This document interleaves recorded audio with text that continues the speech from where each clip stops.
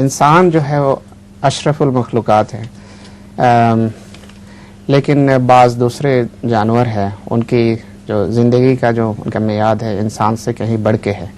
कई जानवर जो ऐसे हैं, इसकी क्या हिकमत है? मिसाल दे कोई, किस जानवर की ज़िंदगी का मियार इंसान से बढ़कर है? कौन प्राणी के?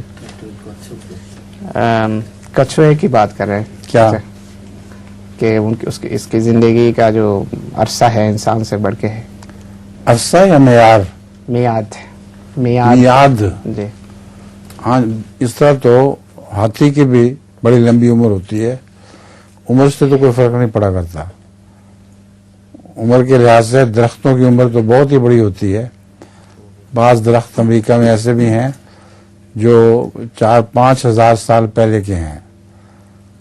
तो उम्रों का इससे कोई ताल्लुक नहीं है। असल तो उसके अमाल हैं, उसकी नेकी है, उसकी वजह से एक सख्त फजीलत रखता है।